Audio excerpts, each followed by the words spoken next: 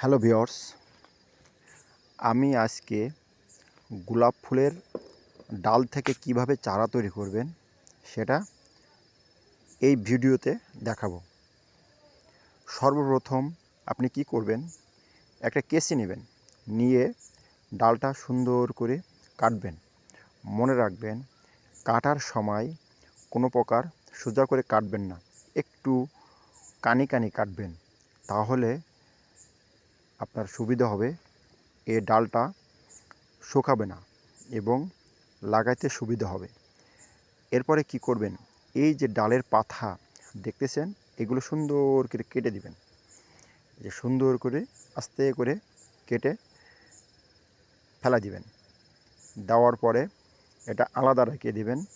এইভাবে একইভাবে সকল ডালগুলা সুন্দর করে পাতাগুলো ফেলা দিবেন, যেন কোনো প্রকার শুকায় না যায়।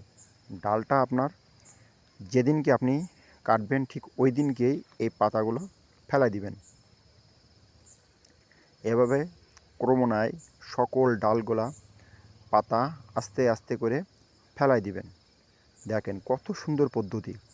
আপনি ইচ্ছা করলে এই পদ্ধতিতে যে কোনো সময় আপনি ঘরের ভিতরে চারা তৈরি করতে পারবেন।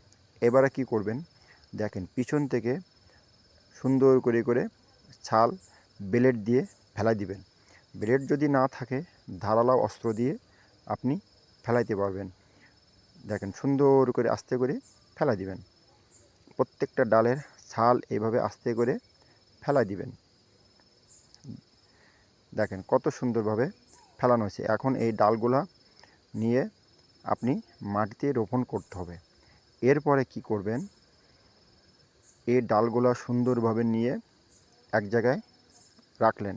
এখন আপনি টবের ভিতরে যে জৈব সার মাটি দিয়ে রেডি করছেন, সেগুলো আস্তে করে টেম্পিং করে দিবেন। হাত দিয়ে সুন্দর করে টেম্পিং করবেন এবং এ ডালগুলা মাটিতে সারিবদ্ধভাবে বসায় দিবেন। দেখেন সুন্দর করে বসা দিচ্ছি। দেখেন কিভাবে বসানো হচ্ছে। দেখেন একটু ফাঁকা করে দিবেন, সুন্দর করে মাটিতে বসা দিবেন, একটু ফাঁকা করে দিবেন। বসানোর পরে মাটিটা আপনি আবার শক্ত করে টেম্পিং করে দিবেন। যদি শক্ত করে টেম্পিং না করে দেন, তাহলে মাটি শুকাইয়ে আপনার ডালটা শুকায় যেতে পারে। এভাবে সারিবদ্ধ করে লাইন দিয়ে সুন্দর করে টেম্পিং করে দিবেন। ব্যাস, কত সুন্দর দেখা যাচ্ছে। দেখেন সুন্দর করে টেম্পিং করে দিবেন, শেষ। ব্যাস, এরপরে মাটি দিয়ে সুন্দর করে টেম্পিং করে দিবেন। দেখেন কত সুন্দর দেখা যাচ্ছে। দেখছেন কত সুন্দর দেখা যাচ্ছে।